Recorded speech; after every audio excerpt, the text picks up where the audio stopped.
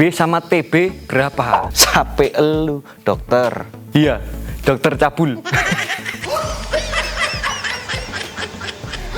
Berat badan ideal dan bentuk badan ideal ini dua hal yang sangat berbeda. Saya Andrew Raditya, ikutin terus.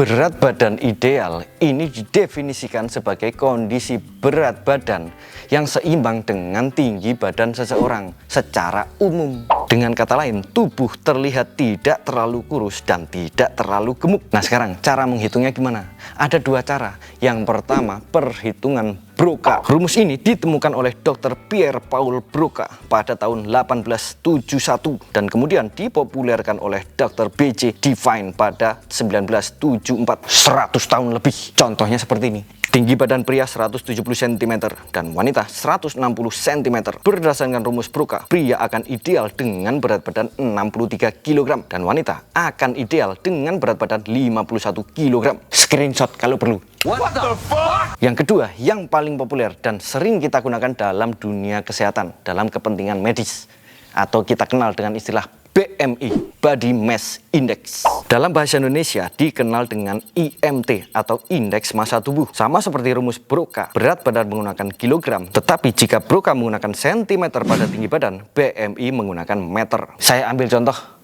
cowok cewek yang tadi. Pria dengan tinggi 170 cm atau 1,7 meter dengan berat 63 kg dan wanita dengan tinggi 160 cm atau 1,6 meter dengan berat 51 kg. Nilai BMI atau indeks massa tubuh pada pria adalah 21,8 dan wanita 19,9. Nilai tersebut masih tergolong ideal dalam tabel BMI.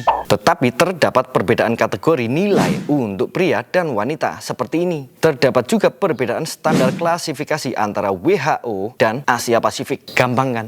Tapi ingat, perhitungan itu diciptakan semata-mata hanya untuk mengetahui apakah kita ini kurus, kurang gizi, normal, kecukupan, atau obesitas secara kasar saja, tidak lebih. Dan seperti yang saya bilang tadi, kalau perhitungan ini digunakan dalam kepentingan dunia kesehatan dan tidak ada hubungannya dengan dunia kebugaran. Makanya nggak penting nanya BB berapa, TB berapa. Ngerti ora son?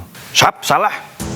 Saya kasih contoh. Seorang binaraga yang memiliki massa otot yang sangat besar misalkan. Jika dibandingkan antara tinggi badan dan berat badannya, binaraga ini tergolong obesitas menurut PMI. Lah kok malah jadinya obesitas? Karena konsep berat badan ideal ini sama sekali tidak memandang komposisi otot dan lemak. Dan dari konsep berat badan ideal ini, semua orang dianggap memiliki struktur tulang yang sama. Wah, berarti ngawur no BMI? Ya enggak juga, namanya juga perhitungan kasar. Nanti kalau hasilnya bagus atau jelek, ya tinggal dilakukan penelitian lebih lanjut. Kalau sehat, ya sehat. Paham ora blok?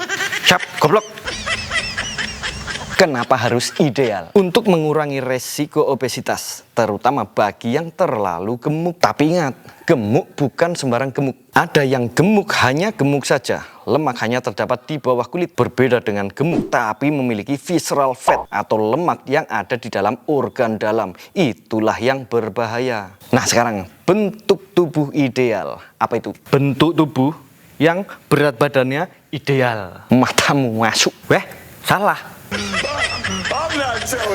Arti kata ideal adalah sesuai dengan yang dicita-citakan atau yang diharapkan. Jadi bentuk tubuh ideal adalah bentuk tubuh seperti yang diinginkan. Kalian ingin bentuk tubuh seperti apa? Itu terserah kalian masing-masing. Bentuk tubuh ideal ini relatif, setiap orang bisa berbeda. Ada yang ingin besar seperti atlet binaraga. Ada yang memang ingin gemuk supaya lebih cabi. Ada yang memang pengennya kurus supaya lincah. Ada yang pengen seperti saya. Itu semua ideal selama bentuk tubuh kalian sesuai dengan yang kalian harapkan.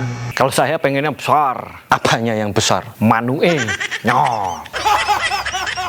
Bukan hanya orang, bahkan perusahaan ini juga punya standar masing-masing. Mungkin di perusahaan kalian tidak masalah dengan pekerja yang gemuk, tetapi di tempat saya bekerja, orang yang obesitas tidak diperbolehkan bekerja di lokasi. Hanya yang dinyatakan fit saja yang diizinkan bekerja di lokasi. Dan dalam lembar hasil medical check up pasti akan tertulis fit to work. Biasanya nggak pria, nggak wanita ini ingin memiliki tubuh atletis. Bentuk tubuh atletis itu adalah bentuk tubuh berotot, tidak harus besar, yang penting berotot dan rendah lemak. Tapi saran saya, harapan itu yang masuk akal. Aku pengen seperti The Rock.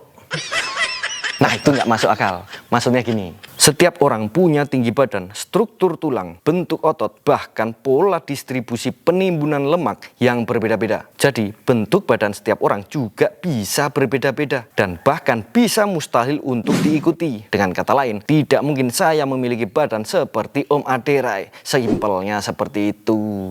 Jadi harapan saya, nggak ada lagi yang nanya, BB berapa, TB berapa. Halah, basi. Siapa lu? Dokter. Nah, itu pinter.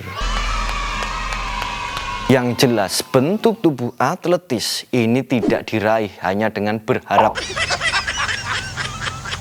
Kalian butuh kerja keras dalam latihan dan dalam mengatur jadwal latihan, diet, istirahat, dan yang terpenting adalah konsistensi.